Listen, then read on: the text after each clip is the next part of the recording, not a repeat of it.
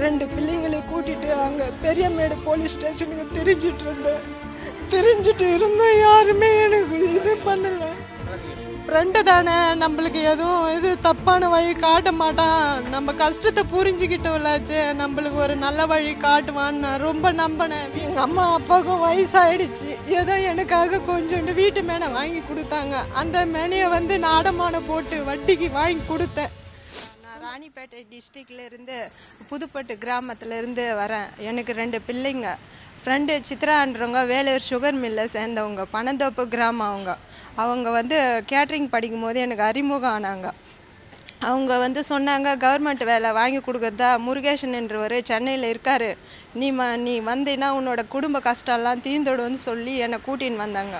கோயம்பேடு மார்க்கெட்டில் போன வருஷம் 3ஆம் மாதம் வந்து நான் கோயம்பேடு மார்க்கெட்டில் வச்சு 1 லட்ச ரூபாய் முருகேசன் என்றவர்கிட்ட சாட்சி வந்து சித்ரான்ற பொண்ணு இருந்தாங்க, அவங்க கையிலே நான் கொடுத்துட்டு ஒரு 2-3 மாதத்துக்குள்ளவே நான் 4,4 லட்சம் அவங்களுக்கு ஃபோன்பே பண்ணிட்டேன். 1 லட்ச ரூபாய் கேஷு, 3,4 லட்சம் ஃபோன்பே பண்ணியிருக்கேன். பண்ணதுனால அவர் வந்து 5ஆம் மாதம் 6ஆம் மாதம் வந்து வேலை கிடச்சிச்சு, அப்பாயின்மெண்ட் ஆர்டர் வந்துருச்சு, கவரி பக்கம் பிடி ஆஃபீஸில் வந்து நாளைக்கு ஜாயின் பண்ணுறதுன்னு சொல்லிகிட்டே இருந்தார். கண்டினியூவாக 4-5 மாதமாக அதையே சொன்னதுனால எனக்கு நம்பிக்கை இல்லாததுனால நான் பைசாவை திரும்ப கேட்டதுனால, வேலை ரெடி ஆயிடுச்சு, நீ வேணான்னு சொல்கிற, அது உன்னோட தப்பு, கொடுக்க முடியாது அப்படின்ற மாதிரி என்னை அநாகரிகமாக பேசிட்டதுனால எனக்கு ரொம்ப கோபம் வந்துருச்சு. அதனால் நான் போலீஸ் ஸ்டேஷன் பெரியமேடுக்கு போயிட்டு நான் கம்ப்ளைண்ட் பண்ணேன். முருகேசன் என்ற மேலே சித்ரான்ற பொண்ணு மேலேயும் கம்ப்ளைண்ட் பண்ணிவிட்டு அங்கே பெரியமேடு போலீஸ் ஸ்டேஷனில் அன்பு அரசன்ற ஒரு ஐயா வந்து விசாரிச்சுட்டே வந்தார். 2-3 வாரங்களாக விசாரித்தாங்க. எனக்கு நம்பிக்கை இருந்தது மனசில், கிடைச்சிடும் காசு அப்படின்னு சொல்லிட்டு நம்பிக்கை இருந்த பட்சத்தில் நான் 2 பிள்ளைங்களை கூட்டிகிட்டு அங்கே பெரியமேடு போலீஸ் ஸ்டேஷனுக்கு தெரிஞ்சிட்டு இருந்தோம். யாருமே எனக்கு இது பண்ணலை. மறுபடியும் மேல் இடத்துல வந்து சொல்லியிருக்காங்க, நீ கமிஷனர் ஆஃபீஸ்க்கு போகணும் அப்படின்னு சொல்லிட்டு நான் கமிஷனர் ஆஃபீஸ்க்கு போனேன்.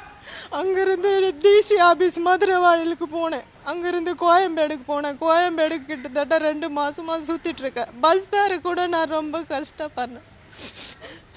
அந்த பொண்ணால் நான் நம்பி வந்தேன். அதுக்கப்புறம் அவர் வந்து ஃபோனில் தான் பேசுகிறாரு. இந்த 4 மாதமாக அவங்க 2 பேரும் போலீஸ் ஸ்டேஷனுக்கு வரவும் இல்லை, யாரும் கூப்பிட்டு விசாரிக்கவும் இல்லை. பணம் கொடுத்த நான் மட்டும்தான் கஷ்டப்பட்டுருக்கேன் என் பிள்ளைங்களை கூட்டின்னு வந்து.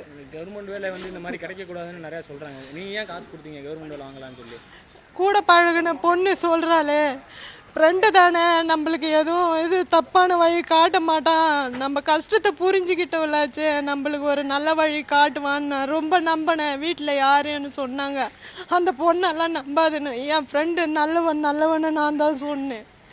சரி, இப்போ இந்த காசு வாங்கினவர் காசு வாங்கிக்கிறேன்னு சொல்கிறா, வாங்கினா நான் திருப்பி தரேன்னு சொல்கிறாரா, என்ன சொல்கிறா? வாங்கி போலீஸ்காரங்க விசாரிச்சதுல கோயம்பேடு போலீஸ் ஸ்டேஷனில் விசாரித்தாங்க. ஃபோனில் மட்டும்தான் விசாரித்தாங்க, நேரில் கூப்பிட்டு விசாரிக்கல யாரையுமே. அவங்க சொல்கிறாங்க ஃபோனில் கொடுக்குறேன்னு சொல்லியிருக்காருமா, சனிக்கிழமை வர சொன்னாங்க. போன வாரம் நிறைய டேட்டு கொடுத்துட்டே இருந்தாங்க. அந்த டேட்டில் நான் மட்டும்தான் வந்து போகிறேன், காசு கிடைக்கும் அப்படின்னு நம்பிக்கை. ஆனால் அவங்க வரவே இல்லை. இன்னும் கிடைக்கல, என் கைக்கு வந்தால் தான் நான் கொடுக்க முடியும், அதுவும் 50,000 1 லட்சம் அப்படி தான் கொடுக்க முடியும் அப்படின்றாங்க. இப்போ வந்து நான் வாங்கின 4,4 லட்சத்துக்கு வட்டியை 1 லட்சத்துக்கு மேலே ஆகிட்டதுனால நான் ரொம்ப இதுவாகிட்டு வீட்டில் சண்டை போட்டு நேற்று காலையிலே வீட்டை விட்டு கிளம்பி வந்துட்டு ஃபோனை சுவிட்ச் ஆஃப் பண்ணிவிட்டு ஃப்ரெண்டு வீட்டில் போயிருந்தேன். யாருக்குமே நான் சொல்ல கிடையாது. எங்கன போய் மன நிலைமையில தான் நான் வந்தேன் என் பிள்ளையை கூட்டுன்னு. இல்லை, போலீஸ் ஸ்டேஷனில் ஃபஸ்ட்டு எங்கே கம்ப்ளைண்ட் கொடுத்தீங்க நீங்கள்? போலீஸ் ஸ்டேஷனில் பெரியமேடு காவல் நிலையத்தில் கொடுத்தேன். அதுக்கடுத்தது கமிஷனர் ஆஃபீஸுக்கு அமுச்சு விட்டாங்க. கமிஷனர் ஆஃபீஸில் வந்து எழுதி கொடுத்தாங்க, நீ வந்து மதுரை வாயிலுக்கு போகணும்னு சொல்லிட்டு. மதுரை வாயிலுக்கு போய் ஒரு நாள் ஃபுல்லாக வெயிட் பண்ணேன். உன்னை வந்து கோயம்பேடு போலீஸ் ஸ்டேஷனில் விசாரிப்பாங்க, நீங்கள் அங்கே போயிடுங்க அப்படின்னு சொன்னாங்க. அங்கேயும் போனேன். அங்கே இதே தான் நடக்குது. யாருமே நான் கம்ப்ளைண்ட் பண்ண அந்த 2 நபரும் இன்னமும் போலீஸ் ஸ்டேஷனுக்கு வரவே இல்லை. என்ன வேலை பார்க்குறீங்க? நான் வந்து கூலி வேலை தான் பார்க்குறேன் ஐயா, விவசாயம் தான். எனக்கு ஒரு நாள் கூலி வந்து 180 ரூபாய் தான். எனக்கு ஹஸ்பண்டும் சரியில்லாதனால என் பிள்ளைங்களை வச்சுக்கின்னு அம்மா வீட்டில் தான் இருக்கேன். எங்கள் அம்மா அப்பாவுக்கும் வயசாயிடுச்சு. ஏதோ எனக்காக கொஞ்சோண்டு வீட்டு மேனை வாங்கி கொடுத்தாங்க. அந்த மேனையை வந்து நான் அடமானம் போட்டு வட்டிக்கு வாங்கி கொடுத்தேன். அந்த வீட்டு மேனே இப்போ என்னை என் கை விட்டு போயிடும் போல இருக்குது. உங்கள் போலீஸ் ஸ்டேஷனில் உங்களுக்கு அந்த கம்ப்ளைண்ட்டை பதிவு பண்ணதுக்கு எதுவும் ரசீது கொடுத்தாங்களா? கேஎஸ்ஐஆர் அந்த எதுவும் கொடுத்தாங்களா? சிஎஸ்ஆர் ஃபைல் பண்ணியிருக்கேம்மா, அது வந்துருச்சு, காப்பி தரேன் சொன்னாங்க. இன்னும் என் கையில் கொடுக்கல. எந்த போலீஸ் ஸ்டேஷனில் அப்படி சொன்னாங்க? கோயம்பேடு போலீஸ் ஸ்டேஷனில்.